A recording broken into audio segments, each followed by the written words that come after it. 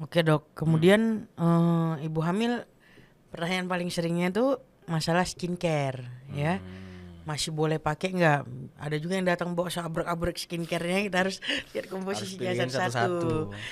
Masanya saya orangnya bukan yang skincarean gitu kan, jadi ya harus kita pahami lah itu apa yang edukasi yang paling esensial untuk ibu hamil masalah skincare Memang ibu gitu. hamil ini kan dia kadang suka insecure ya dok, perutnya tambah gede, ada melasma, terus jadi sering nanya tiap kontrol, boleh nggak sih dok skincarean?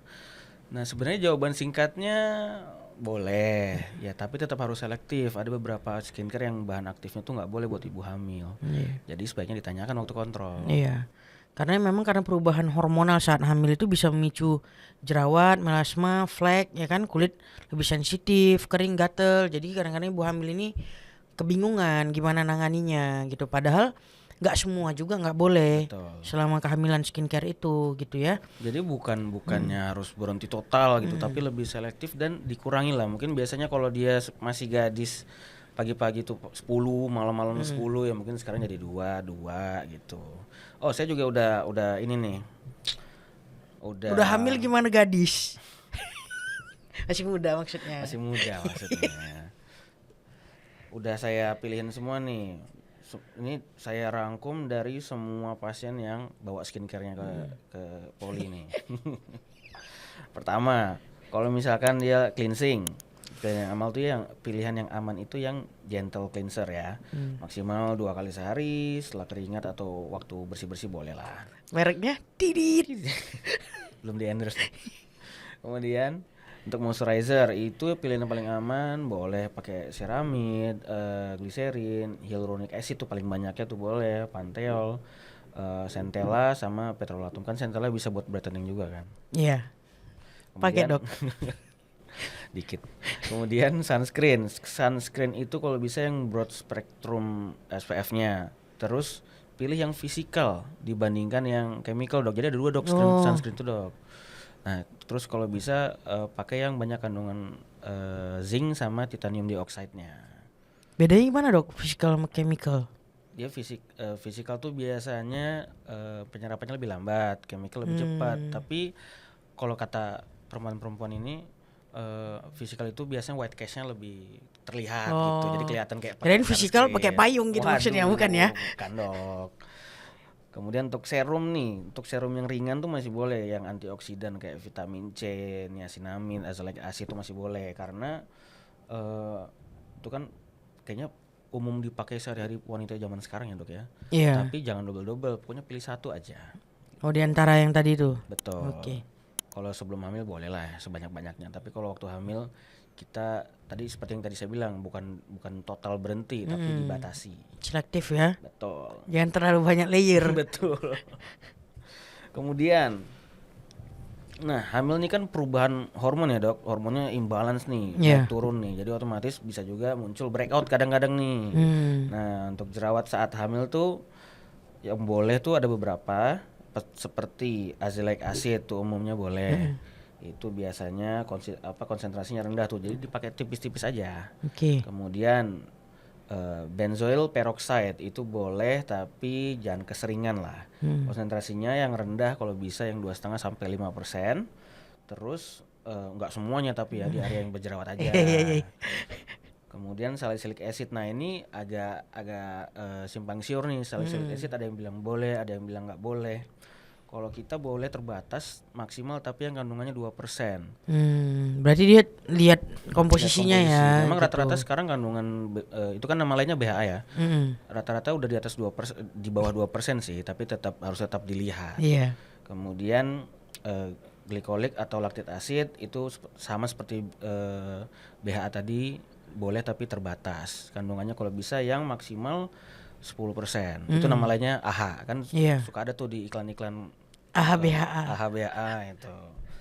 Itu konsentrasi rendah, terus pemakaiannya juga kalau bisa dibatasin 1 sampai 3 kali lah seminggunya.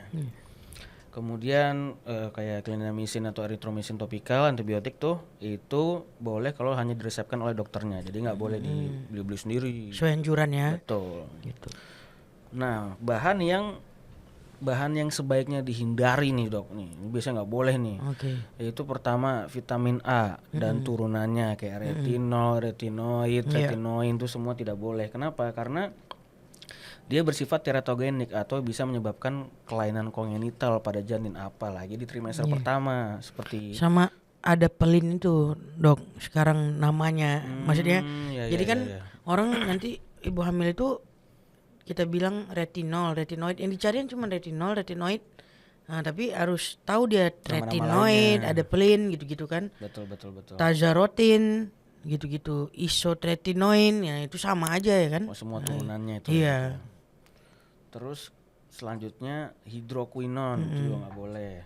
Karena dia absorpsi sistemiknya tuh relatif lebih tinggi dok gitu. Terus Hidroquinon ini biasanya pakai untuk pencerah ya dok ya. betul brightening. Jadi brightening itu kalau bisa yang dipakai yang antioksidan tadi saya bilang Iya. vitamin C ini islam itu boleh. Hidroquinon sebaiknya dihindari. Terus asam salisilat yang dosis tinggi. Kan tadi kita udah set bar atas maksimal 2%. 2%. Tapi ada tuh yang kandungannya di atas 2% tuh itu nggak boleh. Itu biasanya untuk peeling kan. Betul.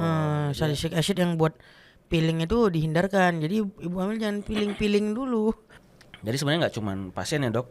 Kadang pasien-pasien saya juga ada yang dia bekerja di tempat skincare kan juga Oh, terpapar iya, dengan iya. bahan-bahan Benar. tersebut kan dok. Jadi harus agak dihindari dulu dengan kontaknya. Kemudian isotretinoin oral ini salah satu turunan dari Iya, retinol sama juga tadi nggak ya. boleh.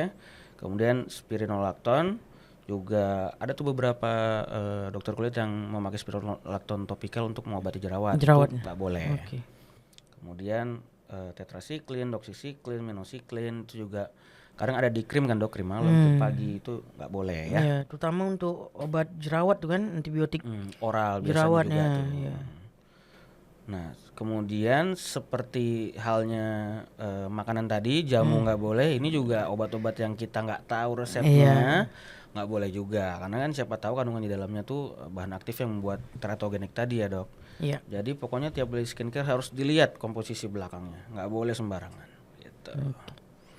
Nah, jadi yang ditakutkan kalau dari itu semua apa dok? Teratogenik ya, maksudnya Teratogenik. bisa mengganggu Perkembangan perkembangan, janin. janin ya. Kemudian ada juga yang bisa mengganggu hormonal juga dari yang tadi dokter sebutkan tadi kan. Alpha arbutin tuh dia mengganggu hormonal jadi lebih berantakan tuh. Akhirnya nanti jadi lebih breakout lagi. Breakout. Oke, jadi berarti sunscreen adalah kunci ya dok ya. Minimal sunscreen. SPF Minimal SPF 30 ya. Oke. Kemudian Minimal tuh maksudnya jadi boleh lebih atau boleh rendah dok? minimal boleh lebih lah berarti. Sunscreen adalah kunci. betul. Gitu. Oke, jadi minimal untuk kulit yang sensitif boleh dok ya. Iya. Nah, kalau udah terlanjur pakai retinol, kadang mereka rutin pakai retinol, ternyata baru tahu tes pack positif, terus panik. Jadi kalau misalkan panik, pertama kita nggak bisa undo apa yang kita Iya. udah lakuin. Jadi yang bisa kita lakuin ya hanya memantau kehamilannya, memantau perkembangan janinnya, harus lebih sering kontrol apakah ada kelainan bawaan nanti biar penanganannya juga cepat. Kalau misalkan ada langsung bisa kita rujuk ke fetomaternal ya kan dok. Iya. Kalau misalkan nggak ada ya alhamdulillah aman dong berarti. Iya, tetap dipantau perkembangannya kan, Betul. pemeriksaan organ secara rutin. Oke. Oke.